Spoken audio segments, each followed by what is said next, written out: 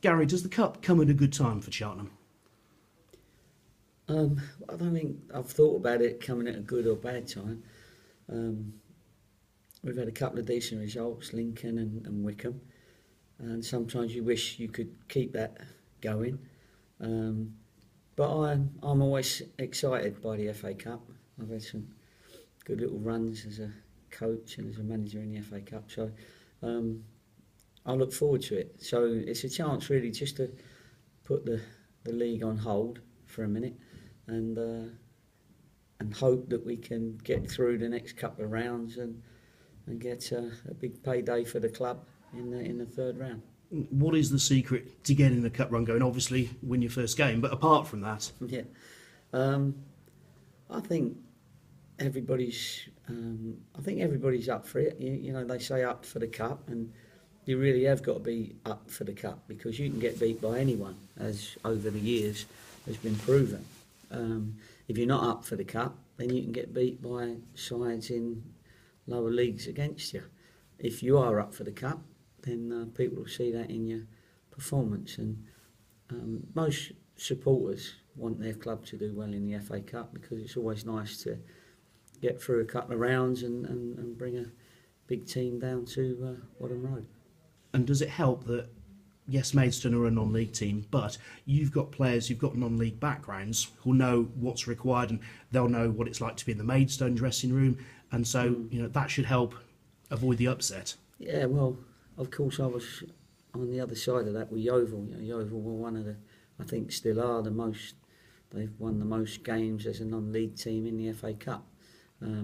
So I'll try and put that over to the boys. So that's how Maidstone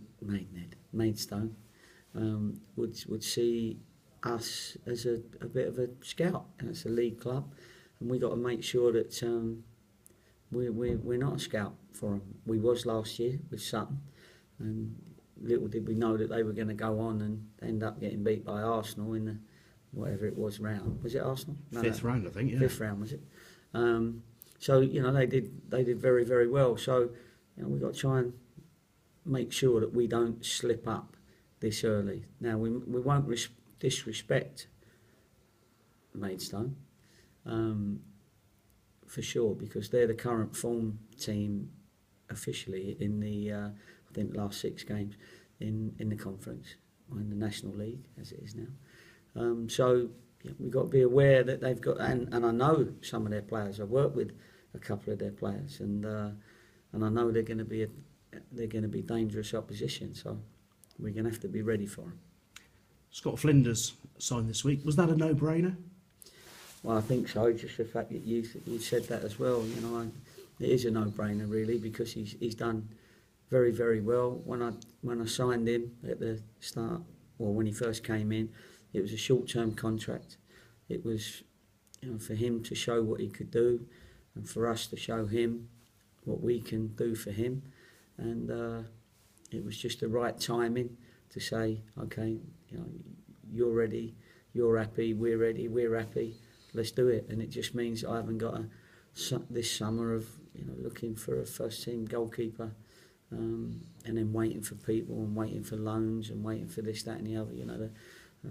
Your goalkeeper's got to be that solid person that is your man and can't get called back from anywhere. And is it important to have John Flatt and Rhys Lovett here still to keep pushing him? Yes, obviously we'll have to talk to Wolves and Flatty, because they need their loans to be getting games. So we'll have a chat with them soon, and I'll have a chat with Flatty to see where everybody is. So that's not been organised yet. And Rhys is still a very young lad, good goalkeeper. He's improving all the time. Came to us at age 17, 18, which is very young for a goalkeeper. Recommended by my old goalkeeper that I had at Yeovil, Steve Collis, who's now at Rochdale, and that's where Rhys was. And as he gets older, Rhys, he gets better, stronger, more confident. And so we're happy with that side of it. But it's just, obviously, we've got to talk to Wolves regarding Flatty's situation. Because of the way that things went at Wickham before you rescued it in the second half, is there a temptation probably to look more at the team that finished maybe than the team that started at Wickham? No, because Maidstone are a different kettle of fish to Wickham. They play slightly differently, you know. Of course, they've got strengths and weaknesses different to Wickham. No, we'll just pick the team that we think will win the game, and then we have got a strong bench, whichever 11 we pick, and I'll be using them if I need them, and it may change slightly, it may stay the same. You know, it's still early, so at this moment in time, and we won't pick the team till later on today. Injuries? How's the squad? The squad's okay. There's nobody coming back from injury, I don't think. Atangana's still got a few days to go, a week to go, and obviously the long-term ones of Fozzie, Janai. So no, but it'll be the same squad that went to Wickham.